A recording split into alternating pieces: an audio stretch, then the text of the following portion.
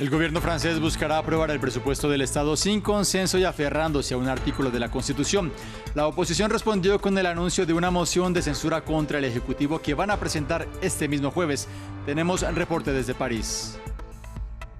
Nuevo cambio en el gabinete del Reino Unido. La ministra del Interior anunció su dimisión al gobierno, la segunda salida de este tipo en apenas una semana. Suella Braverman se marcha por haber usado su correo personal para compartir información oficial. ¿Cómo afecta esto a la cuestionada primera ministra Liz Truss? Lo analizamos desde Londres con nuestra corresponsal. El presidente de Rusia, Vladimir Putin, declaró la ley marcial sobre las 4 regiones de Ucrania anexionadas recientemente.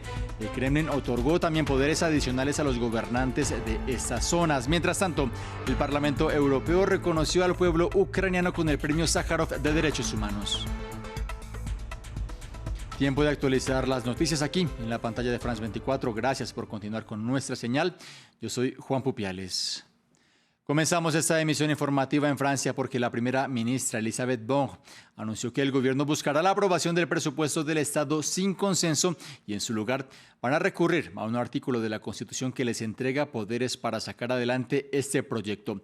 Nos vamos a París con nuestra corresponsal, con nuestra periodista Natalia Ruiz Giraldo, con quien vamos a analizar esta noticia. Natalia, ya la oposición anunció que habrá una moción de censura contra el Ejecutivo esta misma semana.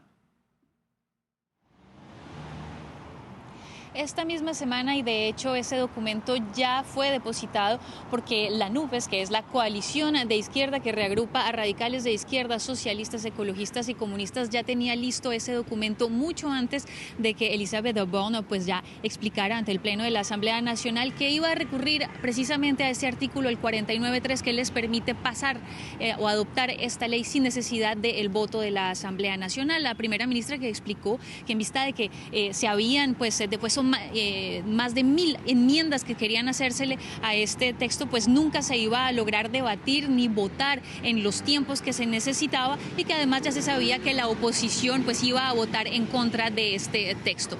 Además de esta moción de censura que ya fue depositada por la NUPES, también Reagrupación Nacional, el partido de ultraderecha de Marine Le Pen, explicó que también espera depositar un documento similar. El hecho es que según la ley pues tienen 24 horas para hacerlo, cualquiera de los partidos de la Asamblea Nacional para hacer esto, y habrá que esperar al menos unas 48 horas antes de que se dé el voto. Para que una moción de censura sea adoptado, pues tiene que hacerlo por la mayoría absoluta de la Asamblea Nacional, y de ser así, pues simplemente sería el final del gobierno de la primera ministra de Francia, Elisabeth Borne. Era el reporte de Natalia Ruiz desde París. La otra noticia del día está con un nuevo cambio en el gabinete del Reino Unido. Suella Braverman abandonó en las últimas horas el Ministerio del Interior después de haber usado su correo personal para enviar un documento oficial. Es la segunda salida en el Ejecutivo de la Premier Liz Truss en apenas una semana.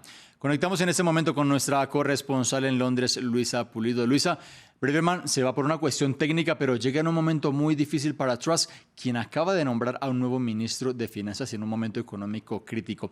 ¿Cuál es el efecto de la renuncia de la ministra del Interior? Un momento muy complejo que pone más inestabilidad y drama al gobierno británico y al futuro político de Liz Truss, cuya permanencia en el 10 de Downing Street todavía está en veremos. Su permanencia está en riesgo.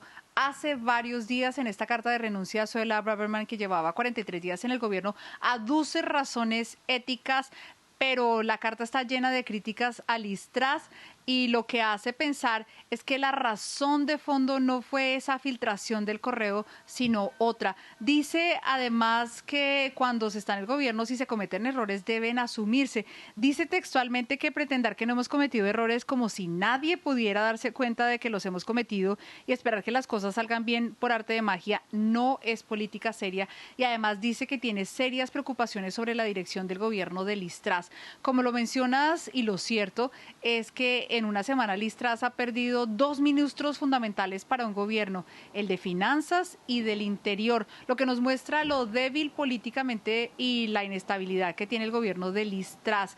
Grant Shapps acaba de ser designado como ministro del Interior, fue el ministro de Transporte durante el gobierno de Boris Johnson.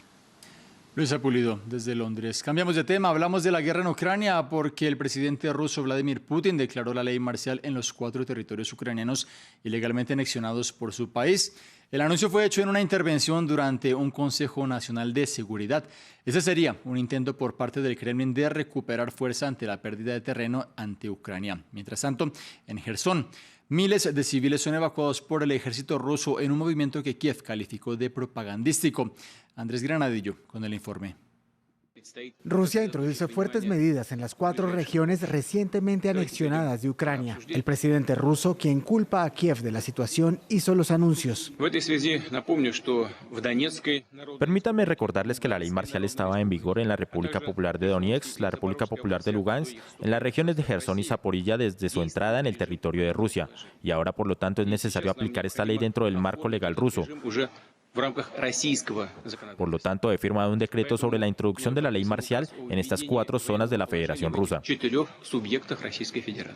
Esta decisión hace parte de la última escalada por parte del Kremlin para intentar minimizar las derrotas contra Ucrania en el frente de batalla. De hecho, en Jersón, la primera ciudad que cayó en manos rusas, el ejército instó a los habitantes a abandonar la zona ante un supuesto ataque ucraniano. En estas circunstancias, nuestra prioridad es preservar la vida y la salud de los civiles. Por lo tanto, en primer lugar, el ejército ruso garantizará la salida segura de la población, que ya ha sido anunciada en el marco del programa de reasentamiento que está preparando el gobierno en Rusia. Pretenden evacuar entre 50.000 y 60.000 personas en los próximos 6 días. Tenemos aquí 2 filas de personas que solicitaron a través del centro de llamadas. A la derecha está la fila de los que se dirigen a Oleski y a la izquierda la fila de los que se dirigen a Ola Pristan. Mientras, Ucrania intenta recuperar la planta de energía nuclear de Zaporilla, controlada por Rusia. En la mañana del miércoles, un contingente llegó por lancha hasta el lugar, pero el avance fue repelido por el ejército ruso. Y en este contexto, el Parlamento Europeo entregó en las últimas horas el premio Sájarov, su reconocimiento más importante en defensa de los derechos humanos al pueblo de Ucrania. El organismo comunitario destacó la defensa de la libertad y la protección de la democracia por parte de los ucranianos. En el hemiciclo europeo se reconoció también al presidente ucraniano Volodymyr Zelensky. Se trata del segundo año consecutivo en el que este galardón se entrega como contrapeso a Rusia.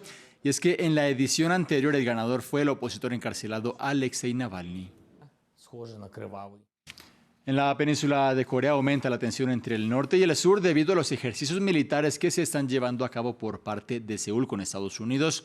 Corea del Norte ha disparado cohetes en sus costas en respuesta y en las últimas semanas ha enviado misiles que han cruzado el espacio aéreo de Japón. Esto hace temer por el futuro de la paz regional. Ejercicios militares conjuntos entre Estados Unidos y Corea del Sur aumentan la tensión en la península. Este simulacro de cruce de río conjunto que se lleva a cabo representa un puente de la sólida alianza entre la República de Corea y Estados Unidos que podría proteger la vida y la seguridad de nuestro pueblo de la amenaza de Corea del Norte en caso de emergencia, y podemos verlo como un atajo hacia una victoria. Helicópteros de ataque surcoreanos lanzaron bengalas al aire, mientras tanques blindados cruzaron el río Namhan sobre puentes flotantes construidos durante las prácticas. Por lo tanto, hemos estado haciendo una operación combinada de cruce de brecha húmeda donde los Estados Unidos y la República de Corea trabajan juntos para transportar vehículos en balsa y luego construir un puente de recinto completo a través de cualquier brecha húmeda, muy probablemente un puente o un río con puentes que salen. En el simulacro de 12 días de duración y que se realiza cada año, participan fuerzas blindadas de ataque de la 11ª División Móvil del Ejército surcoreano. La muestra de poderío militar causó la ira de Corea del Norte y como respuesta disparó artillería. El martes lanzó unos 100 proyectiles al mar frente a su costa occidental y disparó otros 150 frente a la costa oriental. Según la Agencia de Estado Mayor Conjunto del Sur, los últimos disparos se produjeron sobre las 12:30 p.m. hora local. Seúl insta a Pyongyang a detener estos actos que amenazan la paz de la región. Hablamos ahora de Estados Unidos porque en Los Ángeles los activistas del movimiento Black Lives Matter piden nuevas renuncias. Hacen referencia a otros 2 concejales demócratas que participaron en la llamada junto a Nury Martínez, la expresidenta del Consejo, que profirió comentarios racistas. Esto en la recta final de las elecciones de medio término. Gritos contra el racismo en Los Ángeles. Es el último escándalo político en Estados Unidos y va dirigido contra 2 miembros demócratas del Concejo Municipal que participaron en una llamada en la que hacían comentarios racistas. Estamos aquí para decir que Kevin de León y Gil de Cedillo deben renunciar ahora.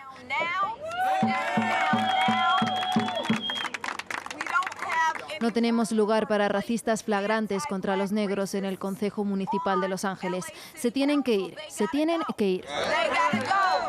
Los manifestantes quieren que se cierre el concejo hasta que renuncien, pero al mismo tiempo se celebró un concejo municipal todavía virtual por el COVID-19. Este consejo no puede avanzar hasta que tengamos esas renuncias y necesitamos que todos los miembros del consejo abandonen esta reunión, rompan el quórum. La reunión se celebró y tomó posesión el nuevo presidente Paul Krikorian, quien se sumó a las críticas contra el racismo. Los Ángeles ha visto un rechazo abrumador a las declaraciones que hicieron nuestros compañeros. La que sí dimitió la semana pasada es la expresidenta demócrata del Consejo, Nury Martínez. Fue por la filtración de una llamada de octubre de 2021. Llamó pequeño mono al hijo de un colega y menospreció a los mexicanos de Oaxaca. La filtración se produce a semanas de las claves elecciones legislativas de medio término y en un ambiente político donde las protestas de las vidas negras importan de 2020 todavía siguen muy presentes. Hoy se conmemora el Día Mundial de la Lucha contra el Cáncer de Mama. Cada año en Brasil se detectan cerca de 66.000 casos nuevos. Estudios científicos revelan que el 30% de estos casos podrían ser controlados gracias a una detección precoz. Sin embargo, la pandemia del coronavirus ralentizó la realización de mamografías y de otras pruebas diagnósticas. En este país, un tatuador usa su don artístico para reconstruir de manera gratuita los pezones de aquellas mujeres que pasaron por una mastectomía y una posterior reconstrucción mamaria. Veamos el informe. En abril de 2020, el mundo de Carla se vino abajo. En plena pandemia, descubrió durante un examen de rutina que tenía un cáncer maligno en el pezón. El diagnóstico fue complicado porque me pilló en un momento de sufrimiento. Un mes antes había perdido a mi madre. Los médicos se retiraron la areola de su seno. Además, Carla tuvo que pasar por un ciclo de quimioterapia. Al final, esta mujer consiguió vencer la enfermedad. A sus 41 años, solo desea volver a la normalidad. Yo me siento un poco mutilada. No tengo mucho valor de mirarme en el espejo porque sé que está faltando una parte de mí. Hoy es el día en que Carla va a recuperar su autoestima gracias al trabajo solidario de un tatuador. Hola, mi amiga. Hace 11 años, Beto realiza tatuajes gratuitos a mujeres que perdieron sus mamas. ¿Ya te hicieron un injerto alguna vez? Sí. Beto examina los pechos de Carla para poder copiar exactamente su pezón. Es un procedimiento rápido pero muy preciso. En poco más de media hora, Beto tatúa la areola completa. El resultado es espectacular.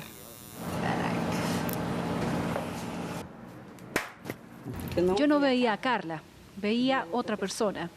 Ahora estoy viendo a la Carla de verdad. Decenas de mujeres han vuelto a sonreír gracias a la generosidad de este profesional que no cobra por este servicio. Outros tatuadores poderiam no mundo ver. Otros tatuadores en el mundo podrían ver eso, sensibilizarse y ayudar. Otros tatuadores podrían unirse a hacer la misma cosa porque no cuesta nada. Es un trabajo de 40 minutos que va a dar felicidad a una mujer por el resto de su vida. Ao redor também fica feliz, fica bem. Beto sigue cuidando de estas mujeres incluso después del tatuaje. Alguna, como Marcia, vuelve a por otro, un lazo rosa que identifica a las pacientes oncológicas. Seguimos hablando de esta jornada y nos despedimos con la exposición del Museo Thyssen-Bornemisza de Madrid, que presenta 3 réplicas a tamaño real de obras tan conocidas como la icónica maja desnuda de Goya, pero con una mastectomía. Se trata de piezas que han sido intervenidas como parte de una campaña en este Día de la Lucha contra el Cáncer de Mama. También figuran réplicas de Rubens y Hans Baldung Griem. Con estas imágenes nos despedimos en esta emisión informativa aquí en France 24.